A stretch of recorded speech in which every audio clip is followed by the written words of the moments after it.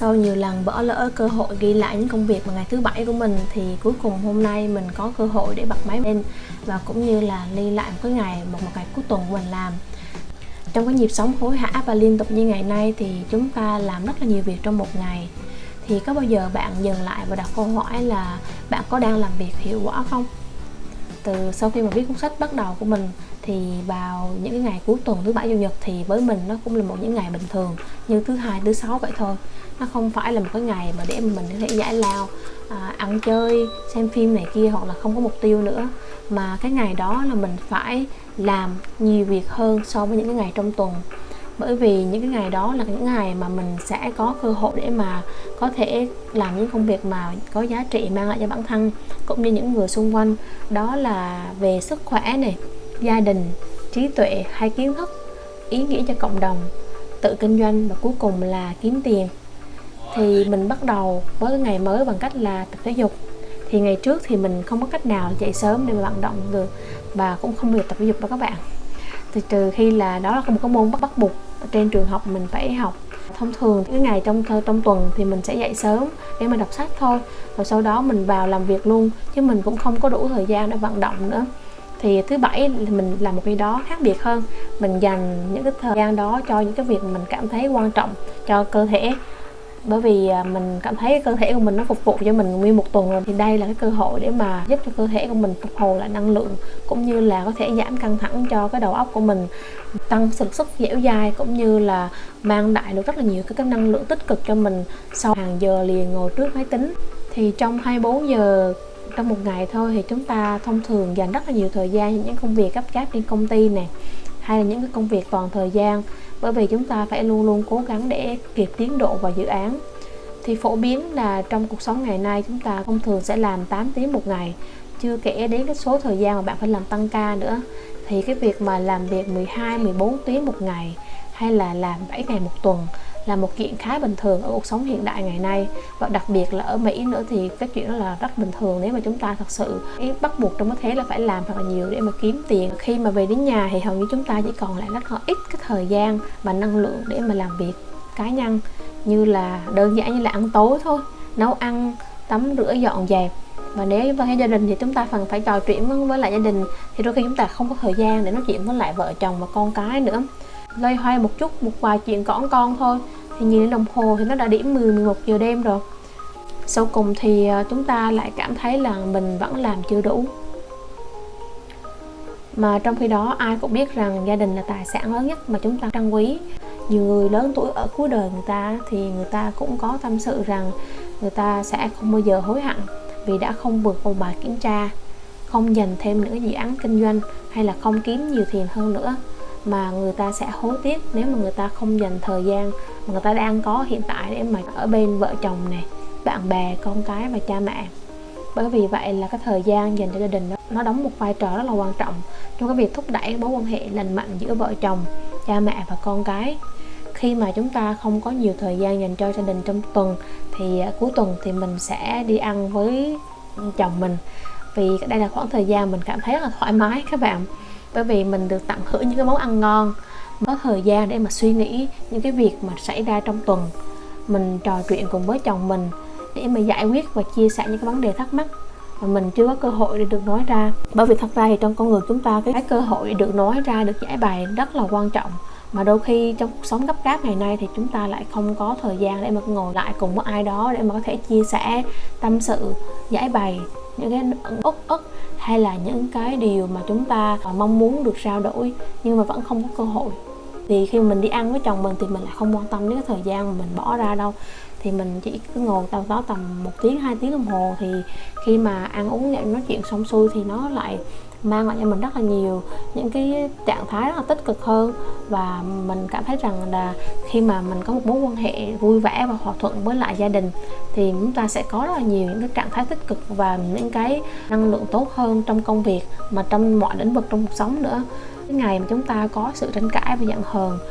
với gia đình thì chúng ta sẽ cảm thấy rất là bực bội cũng như là khó chịu. Và vì vậy là khi mà bạn làm việc trong những ngày đó thì bạn sẽ thấy rằng cái hiệu suất của bạn làm việc nó không cao, bởi vì bạn bị phân tâm rất là nhiều. Từ đầu mình đã đặt câu hỏi là làm thế nào mà mình biết được là mình đang làm việc hiệu quả hay không. thì hiệu quả của một công việc đó là cái số lượng mà nhiệm vụ và cũng như là cái mức lao động lớn nhất được hoàn thành trong ít thời gian và công sức nhất, dẫn đến cái mức năng suất cao hơn và làm việc thông minh hơn, chứ không phải làm việc vất vả hơn. Khi mà bạn làm việc hiệu quả hơn thì nó không chỉ giúp cho bạn đạt được rất là nhiều mục tiêu, hoàn thành những nhiệm vụ mà bạn mong muốn được hoàn thành, mà nó còn giúp cho bạn tạo ra được rất nhiều thời gian rảnh hơn. Thì cũng là một ngày 4 tiếng thôi, nhưng mà mình làm rất là nhiều việc hơn trong ngày thứ bảy so với những cái ngày mà mình làm ở trong tuần. Bởi vì mình có thể đặt mục tiêu và lên kế hoạch để giúp định hình một ngày của mình như thế nào. Vì trong tuần thì hầu như là mình không có cơ hội để quyết định những cái việc mình mong muốn. Vì vậy là đây là một cơ hội để bạn có thể nâng cao cái hiệu suất làm việc của bản thân mình. Thông qua những cái ngày cuối tuần, bạn có thể tự viết ra và sắp xếp những cái việc mà bạn muốn làm ưu tiên trong ngày như thế nào. Những cái việc mà không quan trọng như là, hoặc là không cần suy nghĩ nhiều như là nấu ăn, đi chơi, nhắn tin trên mạng xã hội này kia, thì bạn hãy để nó về sau cùng. Nếu có thể được thì bạn có thể loại bỏ luôn khỏi những cái lịch trình của cái ngày cuối tuần, và bạn có thể làm nó chỉ khi mà bạn hoàn thành hết những công việc mà bạn đã ưu tiên và quan tâm hàng đầu. Mình nhận ra rằng mình có thể làm được nhiều hơn và đóng góp nhiều hơn cho người khác và cộng đồng. Vì vậy là sau khi mà mình xuất bản sách đầu tay của mình thì mình tiếp tục cái ngọn lửa đó cho cái việc viết blog và cũng như là làm kênh YouTube. Cái việc mà càng viết và càng làm kênh YouTube thì có cơ hội được học hỏi rất là nhiều kiến thức và những cái kỹ năng mới. Nó thúc đẩy mình cái việc đọc nhiều hơn, nghe nhiều hơn và trải nghiệm nhiều hơn bao giờ hết. Vì vậy mình cảm thấy rằng cái trang blog và cũng như là kênh YouTube hiện tại bây giờ của mình, nó là một sự tiếp nối rất là tuyệt vời mình đang theo đuổi. Và nó đòi hỏi rất là nhiều thời gian để tìm hiểu kiến thức. Khi mình nói một điều gì đó thì mình muốn có một cái cơ sở và cũng mang lại những cái vấn đề xung quanh cái chủ đề mình nói nó như thế nào, và cũng như là cái thời gian mình phải bỏ ra để chỉnh sửa video nó rất là mất thời gian. Và cái sự căng thẳng của mình đang có hiện tại đó là sự căng thẳng trong cái việc mà hoàn thành sản phẩm của bản thân tốt nhất, chứ nó không còn phải là cái sự căng thẳng từ công việc là cơm áo gạo tiền nữa. Chỉ có những cái ngày cuối tuần thì mình mới có thể đủ thời gian để mình làm những công việc ý nghĩa này. Bởi vì trong tuần thì mình như các bạn thôi, mình cũng phải đi làm bình thường, nhưng mà mình về nhà thì không còn quá nhiều thời gian để mình làm nữa. Có đủ thời gian sáng tạo và cũng như là có thể nêu ra được cái ý tưởng của bản thân của mình. Thứ bảy và chủ nhật của mình là mình chỉ ngồi và chỉnh sửa video thôi.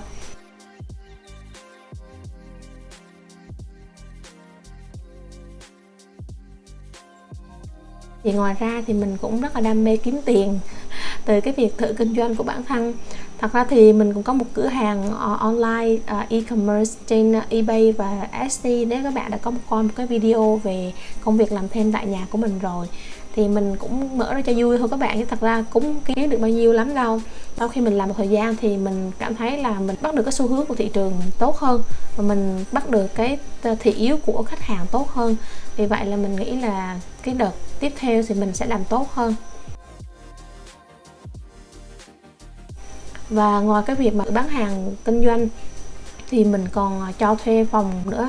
Sau khi mình nhận được một cái lời bình luận của khách hàng đó là người ta muốn nâng cái giường nó lên cao hơn chứ không để lên ở dưới sàn nhà, thì mình đã phải tốn rất là nhiều thời gian để mà đi mua lại cái khung giường cũ. Thật ra không phải là mình không có tiền để mua khung giường mới đâu, thấy là nếu mà chúng ta cứ tiêu thụ một cách như vậy thì những cái đồ cũ thực sự bỏ đi rất là lãng phí. Nó một phần nó cũng từ cái suy nghĩ là sống tối giản của bản thân. Vì vậy là mình việc mà đi tìm một cái khung giường đơn giản và cũ thì nó vẫn tốt hơn. Mình và chồng mình đã tự thiết kế, tự lắp ráp vào, và cũng như là mình phải đi mua thêm cái cây gỗ để mà bỏ vào cho cái giường nó cân bằng hơn. Dù hiện nay bạn có thể dễ dàng mua những cái đồ rất là mới và giá rất là rẻ nha các bạn, nó không có mắc như ngày xưa nữa. Mình nghĩ là cái kỹ năng mà để có thể sửa chữa, nâng cấp và làm lao động bằng trí óc và tay chân của mình và những cái đồ cũ thì mình thấy nó cũng khá là hay ho. Vì bạn có thể nói là cái việc cho thuê phòng nó khá là đơn giản, chỉ cần khách vào thôi rồi mình xong thuê xong rồi đi ra. Nhưng mà với bản thân mình, bởi vì mình đã có một thời gian để mà cố gắng xây dựng lên super host trên cái Airbnb, thì mình rất là quan tâm đến cái việc chăm sóc khách hàng như thế nào, mình phải giao tiếp khách hàng ra sao cho cả hai bên đều vui vẻ, và cũng như là mình phải cải thiện những dịch vụ cũng như những cái đồ trong gia đình trang trí như thế nào. Thì tất cả mình phải học từ người khác và cũng như là cải thiện và nâng cấp nó mỗi ngày. Tháng này thì mình cảm thấy rằng mình đã làm được cái kênh YouTube và cũng như là mình lại có dịch vụ chăm sóc chó nữa, thì mình thấy mình làm khá là nhiều việc rất là hay, bởi vì mình có cơ hội được trải nghiệm rất là nhiều. Thì sau khi mà đã làm hết những công việc mà mình yêu thích cũng như là những cái công việc mà mình mong muốn làm trong tuần mình không thể làm được, thì mình bắt đầu mới làm cái việc tăng ca là kiếm tiền. Thì bạn có thể thấy được thứ tự của mình sắp xếp cái việc kiếm tiền nó ở cuối cùng, thay vì là khi mà trong tuần thì chúng ta luôn luôn đặt cái việc kiếm tiền lên hàng đầu, thì bây giờ cuối tuần thì mình nghĩ nó là chỉ là ở phía cuối mà thôi. Và mình làm tăng ca thì trong cái thời điểm này thì có rất là nhiều hàng hóa nhập về, thì phải công ty mình phải cố gắng làm chạy theo tiến độ. Thật ra may mắn là công việc hiện tại của mình đang làm là mình làm tại nhà, nó khá là linh động, bởi vì vậy là khi mình làm tại nhà thì mình có thể vừa làm và thể nghe sách được, phim tài liệu, hoặc là và cũng như những cái lời khuyên của những cái người thành công. Thì đó là một cái thời gian mình cảm thấy là mình được học hỏi được, và cũng như là mình vừa được kiếm tiền được luôn. Như là buổi sáng mình không có đọc sách được thì mình sẽ buổi tối, hoặc là mình có thể vừa đọc sách và vừa uống cà phê, và buổi sáng cũng có. Nói chung nó không phải lịch trình nào giống nhau, và đây là khoảng thời gian mà mình có thể có cơ hội để mà lắng nghe cái tiếng nói bên trong của mình. Đang vui hay đang buồn, mình đang quan tâm hay lo lắng về điều gì, và mình xem xét lại những cái việc mình đã làm trong thời gian qua, cái chỗ nào mà mình cần phải cải thiện không, hay là có chỗ nào mình cần phải phát huy hay không. Khi trong cuộc sống ngày nay chúng ta vô tình quên mất là cái thước đo cuối cùng của mọi việc chúng ta đang làm, đó là giá trị chúng ta nhận được, và hay là những cái giá trị chúng ta truyền tải ra ngoài. Càng làm việc khi chúng ta lại vô hình dung bỏ qua cái việc nhìn nhận lại cảm xúc của bản thân của mình, và lắng nghe cái tiếng nói bên trong của mình thật sự muốn cái gì. Chấp nhận và lắng nghe được cái tiếng nói bên trong của mình, nó đòi hỏi thời gian, và cũng như là một cái sự thành thật với bản thân. Có nhiều thời gian mà mình cũng khá là đắn đo và phân vân về rất là nhiều việc, thì cái việc mà dành thời gian để mà đọc sách và cũng như suy nghĩ về những cái ý tưởng của tác giả này, và cũng như là suy ngẫm từ của bản thân, nó thật sự là một thời gian rất là quý giá, mà sẽ giúp cho các bạn làm việc rất là hiệu quả trong tương lai nữa.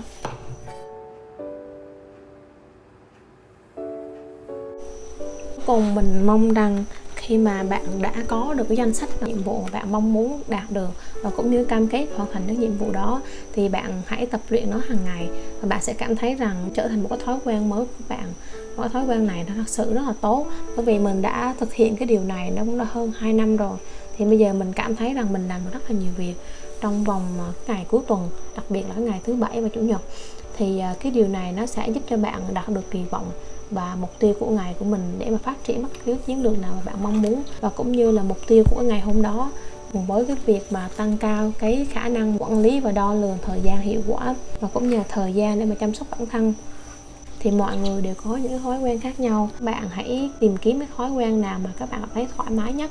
Khi mà bạn tạo được một thói quen mà bạn cảm thấy vui vẻ, khỏe mạnh và đầu óc minh mẫn, thì chắc chắn là cái hiệu quả công việc trong mọi lĩnh vực cuộc sống của bạn nó sẽ tăng vọt nhanh chóng. Bạn sẽ làm rất là nhiều việc mà bạn cảm thấy khá là bất ngờ. Cần thời gian để mà có thể tập luyện và hình thành một cái thói quen tốt, và mình hy vọng rằng sau cái video này, rằng cái ngày cuối tuần nó sẽ trở thành một cái ngày bạn yêu thích nhất trong tuần. Nó không chỉ bởi vì là bạn có thể giải trí hay là bạn vui chơi, mà bởi vì bạn làm được nhiều việc hơn, những cái việc mà bạn cảm thấy có ý nghĩa cho bản thân, cũng như là những cái ý nghĩa cho những người xung quanh. Và cái điều này theo thời gian nó sẽ giúp cho bạn đạt được một sự thành công nhất định trong tương lai. Tới đây thì mình cũng xin dừng cái video này, và mình hy vọng rằng bạn sẽ có được một cái thông tin nào đó, có được những cái ý tưởng mới vào cuộc sống hàng ngày của các bạn, và mình chúc các bạn luôn tìm thấy được cái niềm vui trong những cái điều bạn đang làm. Xin chào tạm biệt và hẹn gặp lại các bạn ở những cái video tiếp theo các bạn nhé. Bye bye.